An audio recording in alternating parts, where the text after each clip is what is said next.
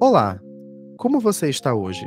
Seja bem-vindo à nossa sessão marcada, um podcast que discute temas em psicologia e saúde mental, com o objetivo de informar a sociedade sobre estes temas e auxiliar no combate à desinformação e à pseudociência. Meu nome é Rafael Mendes e meu colega neste podcast é o João Estevão. Ambos somos psicólogos e idealizadores deste projeto. O nosso tema de hoje é o adoecimento mental às vésperas do vestibular.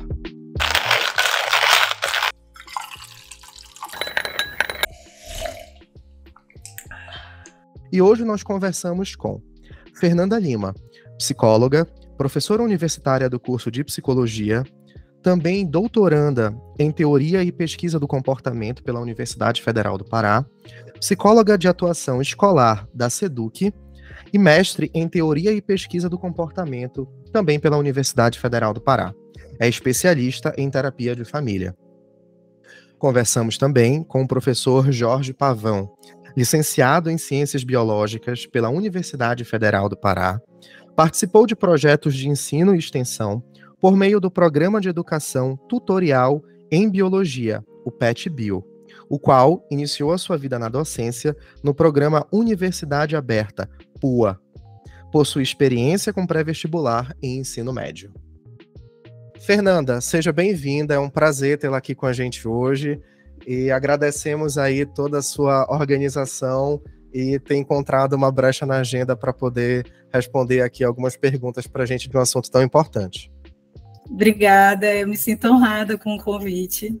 Realmente não foi fácil a agenda, mas é sempre bom quando a gente pode falar um pouquinho de psicologia. Fernanda, professora, de acordo com uma pesquisa realizada pela Universidade de São Paulo, em 2019, 63% dos estudantes de pré-vestibular no Brasil sofrem de algum tipo de transtorno mental. Os transtornos mais comuns que apareceram nessa pesquisa são transtornos de ansiedade, 45%, e transtornos do humor como depressão, 38%, além de quadros de insônia, 33%. Podemos dizer, então, que o período do vestibular é um fator de risco para a saúde mental desses estudantes? Com certeza. E esses números, como você ressaltou, são números de 2019, né? Esses números pioraram bastante após a pandemia da Covid, que trouxe uma carga muito maior para os nossos estudantes, e não só adoecendo estudantes, como também professores. E a gente não tem como falar de um sem falar do outro, né? Então, esses números pioraram bastante, porque a gente sempre tem que ter uma perspectiva maior sobre o momento do vestibular, né? O momento do Enem. A gente tem uma cultura, principalmente na nossa sociedade brasileira, que é como se você fizesse uma escolha e essa escolha fosse para sempre na tua vida. Então, a gente coloca jovens em situações adoecedoras mesmo, de escolha, e nesse lugar de uma escolha que é como se você depois não pudesse mudar, o que a gente sabe que pode, mas quando você tem 16, 17 anos, a sua família coloca uma pressão tão grande, e eu falo família, mas eu estou querendo dizer sociedade, né? Coloca uma pressão tão grande de que aquela precisa ser a tua escolha definitiva, que você não pode errar, né? E que você precisa entrar numa universidade. É claro que eu também estou fazendo um recorte econômico, né, de famílias que preparam seus filhos para as universidades. Certo, professora. E sobre preparação, na sua percepção, algumas escolas e cursos pré-vestibulares deixaram de ter o foco preparatório desses alunos justamente para que, vindo a aprovação em cursos disputados como medicina ou instituições disputadas como a FGV, essas escolas e esses cursinhos buscaram ter esses alunos como caras, rostos, propagandas de uma boa aprovação, sem mesmo pensar na saúde mental desses alunos ou no foco preparatório deles? Pois é, isso é muito grave, na verdade. Eu vejo, e quando eu falo eu vejo, eu estou falando da categoria, né? Os psicólogos veem, de um modo geral, o quanto que isso pode ser adoecedor, mais uma vez, né? Você coloca uma pressão muito grande sobre indivíduos. E eu já vi alguns preparatórios, né, que eles pagam a prova de alguns alunos que eles acreditam que vão passar em primeiros lugares, eles às vezes dão algumas mensalidades, achando que isso é um incentivo, mas na verdade isso só aumenta a pressão sobre aquele indivíduo.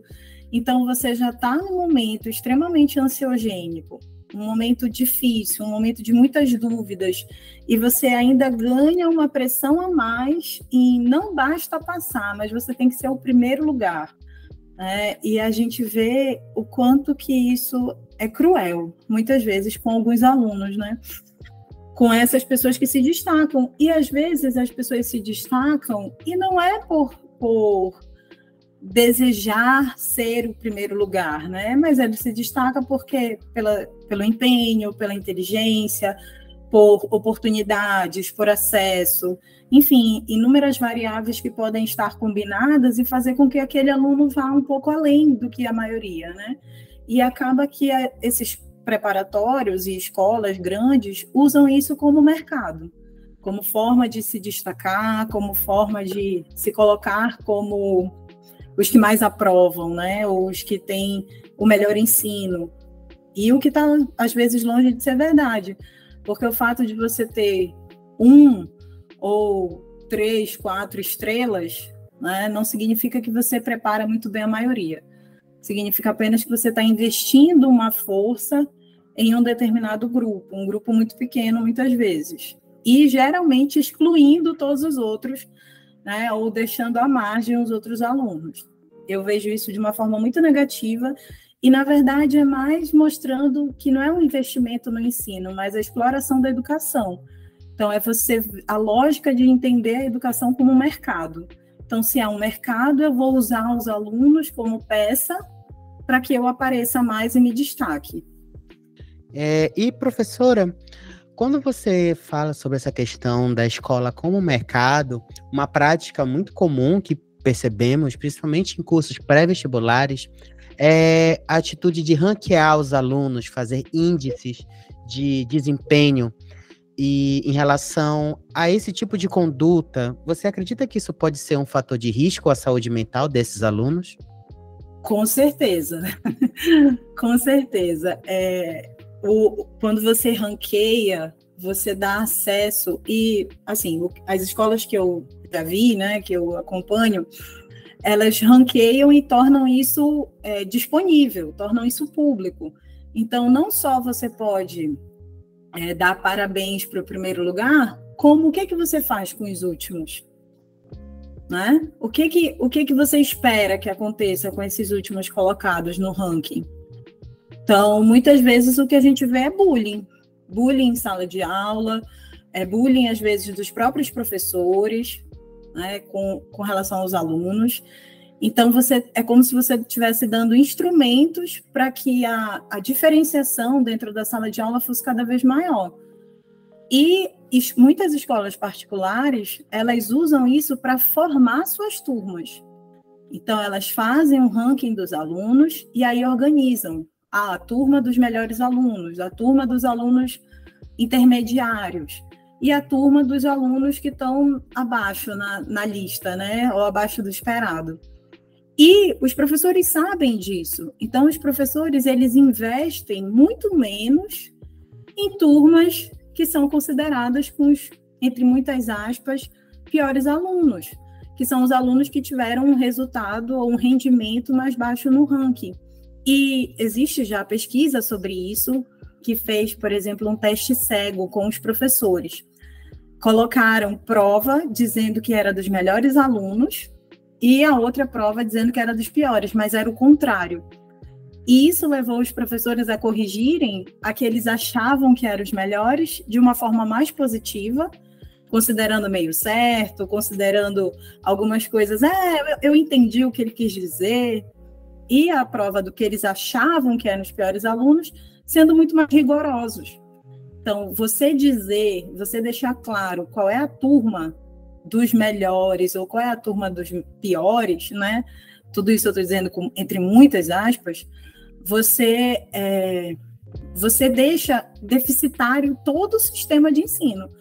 Porque os professores vão se comportar diferente em sala de aula, os alunos vão se comportar diferente e a própria família. Né? Porque a família vai saber qual é a turma que o seu filho está. Será que é a turma dos melhores ou dos piores? Então, isso é muito preocupante, isso não favorece em nada a educação, isso desmotiva muitas vezes os alunos que têm um rendimento mais baixo, e ao invés de motivar, né, ao invés de motivá-los a melhorar. Então, é bastante complicado porque é uma lógica que não favorece ninguém. Infelizmente, é uma lógica que ainda acontece.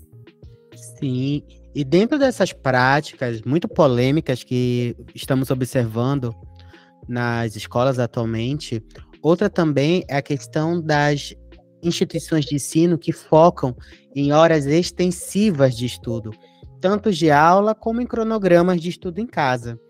Na sua opinião, é saudável para esse adolescente dedicar a maior parte dos seus dias apenas ao estudo? Com certeza não, né? E o que acontece? A gente está ensinando que assim deve ser a vida. Aí o que a gente encontra? Adultos ansiosos ou deprimidos, porque a vida deles gira em torno do trabalho. Você vai perguntar, a pessoa não tem um hobby. A pessoa não sabe dizer o que ela faz para ficar feliz, para se sentir bem, o que ela faz nas horas vagas. Ela não sabe. Muitas vezes ela passa o final de semana dormindo por conta de uma rotina extremamente exaustiva, e foi isso que nós aprendemos, né? É isso que a nossa geração aprendeu, que você deve estudar, estudar, estudar. Então, quando você se torna adulto, você trabalha, trabalha, trabalha. E aí você vai ver a saúde está largada às traças, né? Os exames médicos todos atrasados, consultas, enfim, você não tem tempo para se cuidar, você não tem tempo para o lazer porque você só trabalha. E isso vem de trás, né? Isso vem porque foi assim que nós ensinamos os jovens que deveria ser. Você só estuda. Aí eu acho muito curioso porque quando chega na semana das provas, né, das provas do Enem, um dia vá para o cinema. Parece que nesse dia está liberado você ir para o cinema, mas durante o ano todo você não pode ir porque você tem que estudar. Então, é muito paradoxal isso. Eu queria compartilhar com vocês uma experiência que eu tive a oportunidade de fazer um intercâmbio para a Alemanha, e nós conhecemos algumas escolas e vimos como é o sistema de ensino deles, que é muito diferente da gente, mas uma coisa me chamou muita atenção. Eles têm, para crianças, veja bem, de 10 anos de idade, crianças entre 9 e 10 anos, a criança tem um determinado número de atividades que ela tem que fazer durante a semana. E ela faz de acordo com a decisão dela. Qual atividade ela vai fazer segunda, terça, quarta, quinta e sexta. Por quê? Para a professora só importa que na sexta-feira todas as atividades tenham sido feitas. Como a criança resolveu fazer, não é o interessante. E isso pode parecer uma bobagem, mas é extremamente importante. Por quê? O que a escola está ensinando? Está ensinando o jovem, a criança, no caso, a aprender a gerenciar o tempo. Porque ela gerencia o tempo dela para que as coisas fiquem bem equilibradas. E você, formando isso desde pequenininho, vamos criar adultos que sabem gerenciar o próprio tempo, que é uma coisa que cada vez está mais rara, né? E cada vez isso se torna mais caro. A pessoa que sabe gerenciar o tempo, ela tem destaque. E a gente está ensinando, na nossa lógica brasileira, justamente o contrário. Porque se eu só faço uma atividade que é estudar, eu não preciso gerenciar tempo nenhum. Né? Eu só vou fazer isso da minha vida. E as outras coisas todas vão estar alheias, né? Então, mais uma coisa que a gente precisa muito repensar em como está a nossa lógica de ensino, né? E dentro da sua experiência de sala de aula, quais são os principais transtornos ou sintomas que os alunos tendem a experienciar durante esse período do vestibular? Então, no ensino médio, o que a gente vê, ou melhor, vou fazer um recorte aqui, a experiência pré-pandemia e a experiência pandêmica pós-pandemia, né? Pré-pandemia, muita ansiedade. Sempre teve muita ansiedade e depressão também, né? Mas agora, nesse momento pós-pandemia, a gente vê muito, dentro desses quadros de ansiedade, muito pânico também. Então, o agravamento dos quadros de ansiedade, que antes eram apesar, até a pesquisa que você leu, né, ser um índice bem alto de 2019, isso se mostrava bem pouco na escola. Por quê? Os alunos adoeciam e isso era tratado de forma individual, né, na família. Hoje isso está gritando e reverberando na escola e gerando uma grande cadeia, né? Então, sem dúvida, a gente vê ansiedade, pânico, nos físicos, muita insônia também, muita dificuldade para dormir, muita gastrite, parece que é o momento que todo mundo tem dor no estômago, muitas enxaquecas. Agora, uma coisa que eu queria também compartilhar com vocês é que o que acontece? Esses números, esses índices, esses percentuais cada vez maiores de ansiedade, pânico, fobias, etc., é porque o nosso sistema, ele é ansiogênico, né? Ele como um todo é ansiogênico, e a gente vê que isso não é tratado de forma macro, isso é tratado de forma individual. Então, se o aluno está apresentando crises de ansiedade em sala de aula, chama a psicóloga para falar com ele, ou chama a família para dizer para levar ele para terapia, como se não fosse o nosso sistema que tem problemas. Então, a gente nunca vai parar para pensar na educação se a gente sempre só olhar para os indivíduos.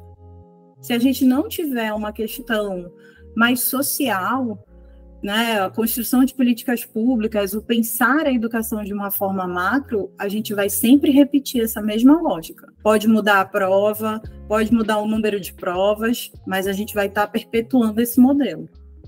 A professora Fernanda, mais uma vez, muito obrigado pela sua presença aqui no nosso podcast e por esses esclarecimentos e falas tão poderosas relacionadas ao sistema de ensino e como isso pode ser adoecedor para quem está nesse período do vestibular. Eu que agradeço o convite novamente, uma grande honra participar desse bate-papo com vocês. Eu espero ter contribuído e espero que a gente possa sempre estar discutindo o ensino e a psicologia. Obrigadão.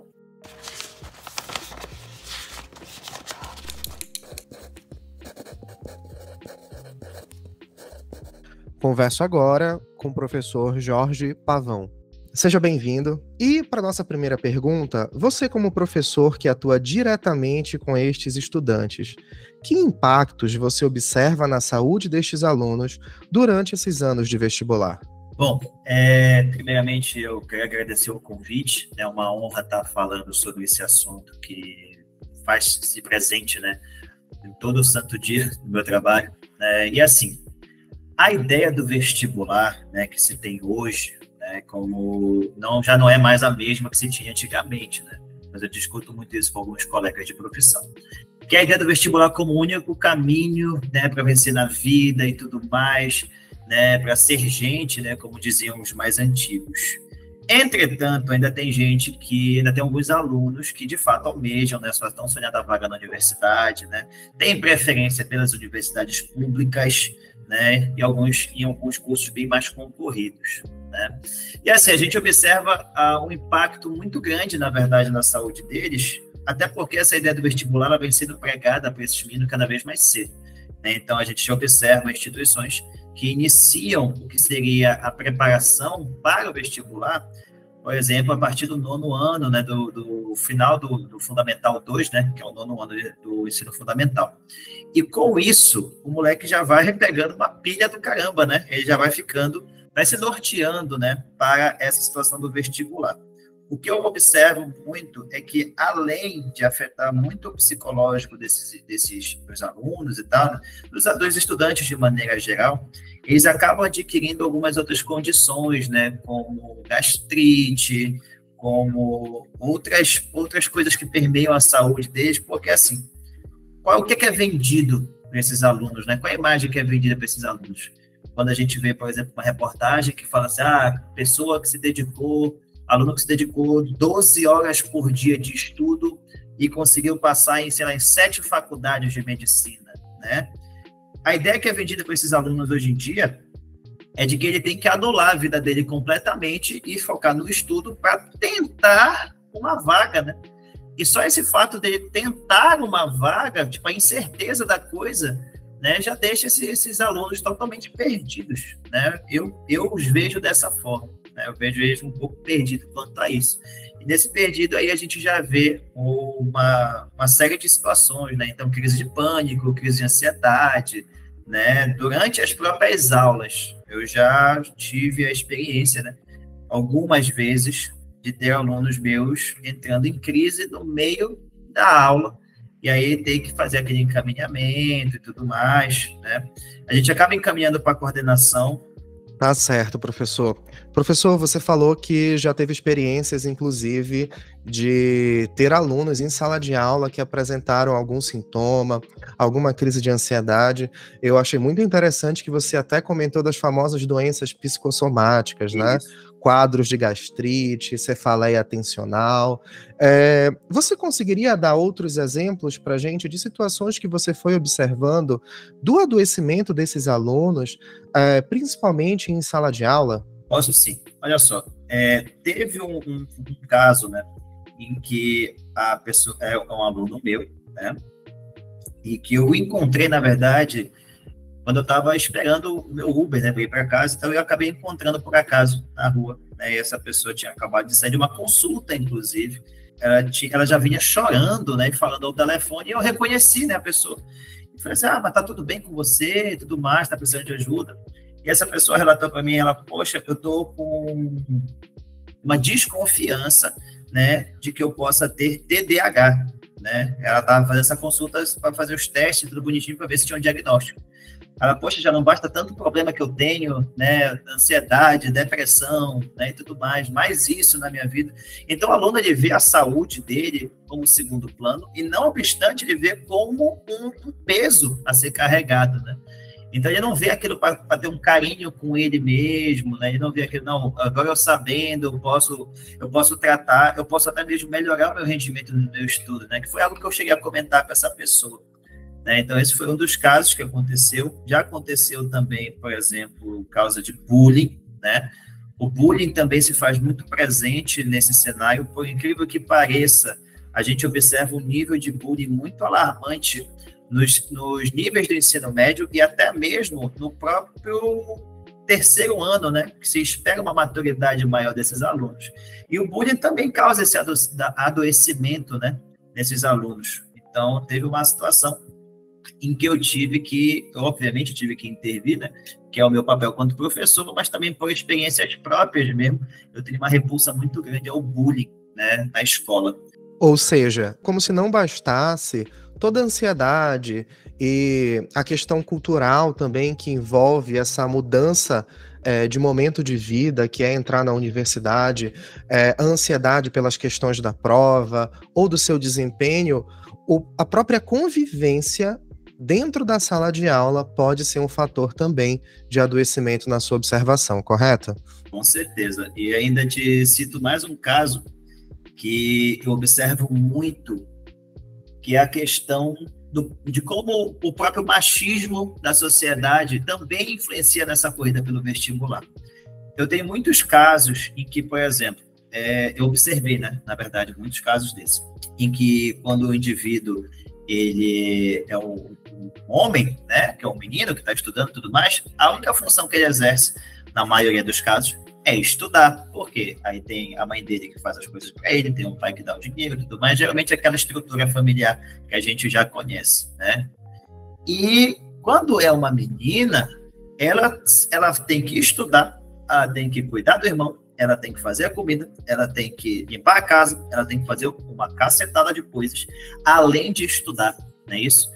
E dentro disso, dentro dessa perspectiva, obviamente, né, que eu não estou generalizando aqui, existem casos específicos em que, sei lá, a mãe é solo, né, e aí a filha ajuda dentro de casa e tudo mais, mas existem situações em que a família é bem estruturada e tudo mais, né, pai presente, mãe presente, e aí tem um irmão e uma irmã, e quem faz as coisas todas da casa é a irmã, e o irmão não faz nada, vamos dizer assim, né?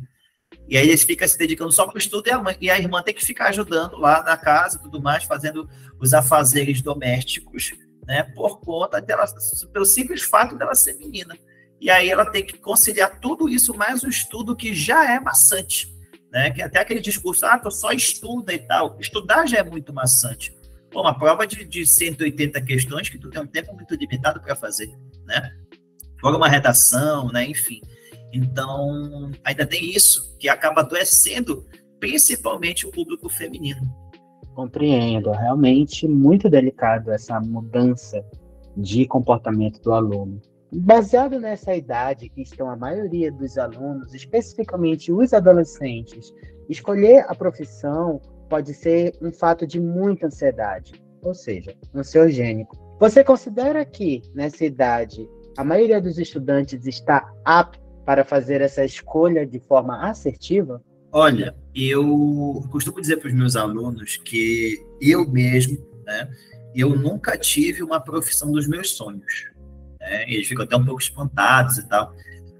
Eu, por exemplo, sempre pensei em ajudar pessoas, né, e como passar em medicina é muito difícil, eu escolhi a parte da licenciatura que eu me dou, é doido, tem que gabaritar a prova, não tem como. Então, assim, eu escolhi a parte da licenciatura porque eu sempre gostei de explicar as coisas para os outros, né, e ajudar dessa forma, desde o ensino médio, né, sempre gostei muito disso. E aí eu vi na biologia uma área que eu tinha afinidade, sempre gostei, né, sempre estudei a parte disso, e aí me encontrei dando aula e tal. Eu falo para eles, eu gosto de dar aula, não necessariamente de biologia, eu acho que eu me daria bem dando aula de qualquer outro tipo de área que eu me propôsse, fizesse formação nisso, obviamente.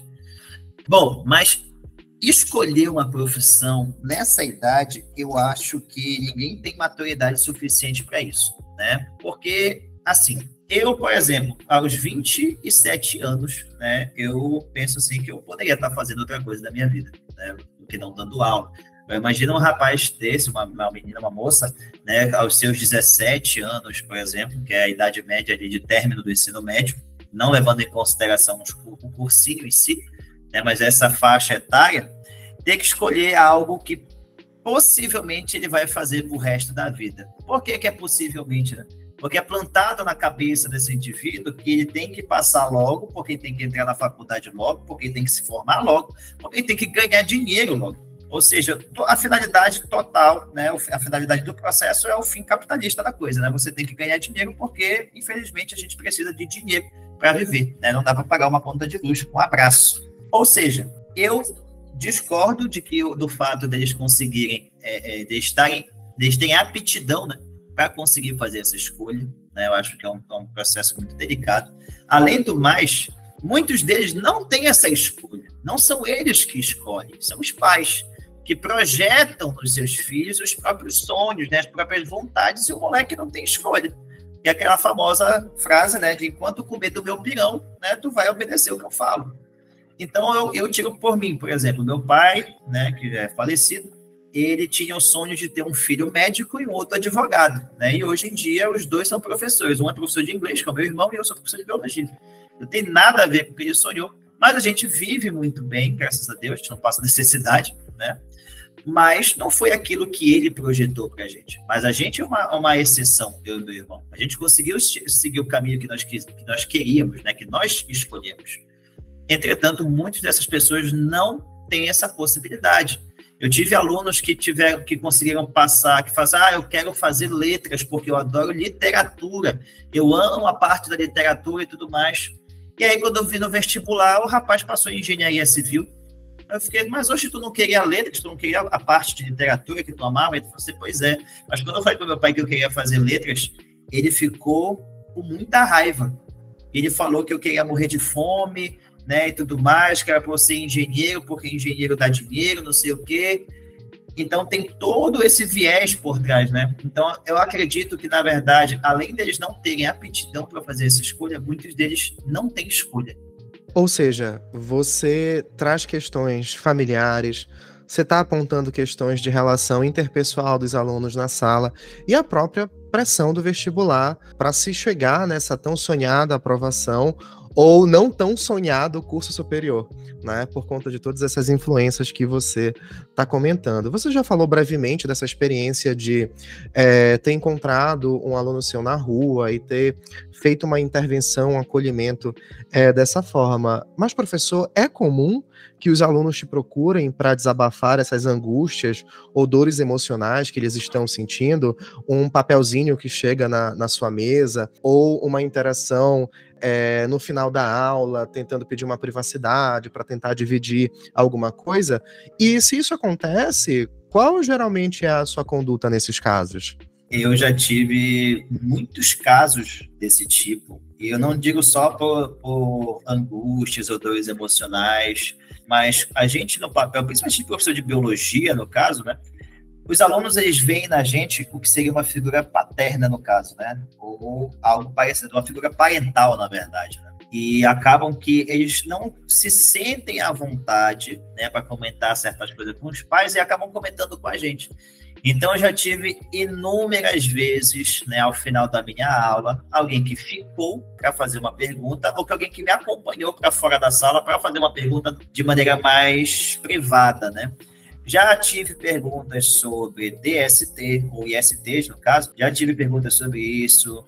Porque, olha, eu e meu namorado, né, a gente fez isso e isso, a gente queria saber, a gente está muito preocupado. E aí eu falei, olha, aí eu dou todo o aparato que eu tenho de conhecimento, mas sempre falo que um profissional da saúde tem que ser procurado, tem que ser feito um exame e tudo mais e tal, para justamente ter o diagnóstico, porque eu não posso garantir nada.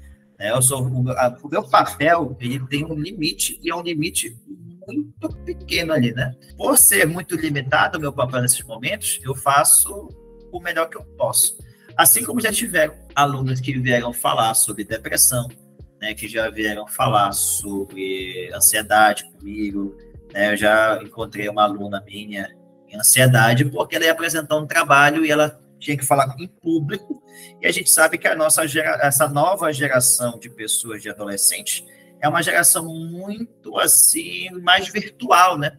Eles têm uma interação virtual gigantesca, mas aí no pessoal ali, ao vivo, né, eles acabam meio que, não posso dizer, meio surtando mesmo, né?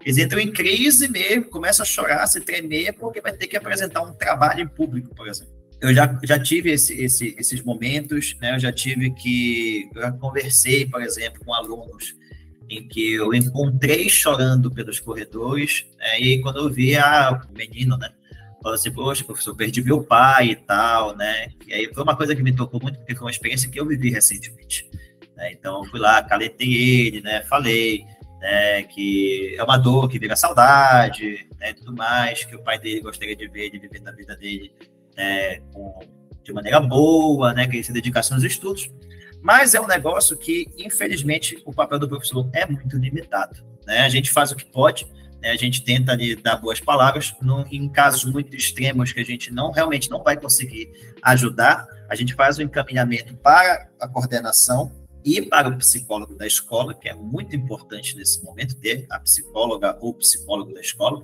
né, para fazer esse acolhimento de maneira mais profissional. E, querendo ou não, a gente, como professor, eu particularmente não tenho formação nenhuma na parte psicóloga, de psicologia, mas a gente tenta ali fazer, né, esse acolhimento mais humano, né, apesar de que o nosso modelo ele não é tão humano assim. Numa situação onde o aluno não tenha uma rede de apoio ou tenha muitas restrições de se abrir com a família, de tentar dividir isso com pessoas mais próximas, adultos mais próximos, o professor acaba, então, tendo um papel muito importante de uma rede de apoio. Professor Jorge, é inegável que a sua experiência engrandeceu muito o nosso episódio de hoje. Eu sei que a sua agenda também está muito corrida. No final das contas, estamos no dia 15 de agosto, que estamos gravando esse episódio. E eu sei que o relógio já começa a correr para esses estudantes, porque já estamos no segundo semestre. Então, muitíssimo obrigado pela tua disponibilidade. E eu espero que em breve você esteja aqui na Sessão Marcada de novo. Eu que agradeço aí a oportunidade. É um assunto que eu gosto muito de falar sobre essas questões de saúde mental, principalmente da perspectiva desses alunos, né, de como eles são tratados, como eles se sentem também. E às vezes é uma voz que eles não têm, né? A gente, quanto professor, a gente acaba dando voz a discurso deles mesmos. Então, muitas coisas que eu trouxe a vocês aqui foram relatos, né, foram discursos que vieram dos próprios alunos, que acabam tendo no silêncio deles, apenas no olhar, um grito de socorro, né? Então, agradeço muito aí ao Rafael, agradeço muito ao João pela oportunidade de estar dando voz a esses meninos, né? E muito obrigado mesmo, de coração. Eu amei, né, estar aqui com vocês. Espero que você esteja tendo ou tenha tido um bom dia. Eu, Rafael Mendes, sou coordenador geral deste podcast. A organização de pautas científicas fica no comando do psicólogo João Estevão. E a edição de som e imagem do Vitor Oliveira. O podcast está disponível no Spotify, Google Podcasts e Apple Podcasts. Não deixe de seguir a gente e ativar as notificações para que você fique sabendo quando os novos episódios estiverem disponíveis. Bem, nos vemos em breve em nossa próxima Sessão Marcada.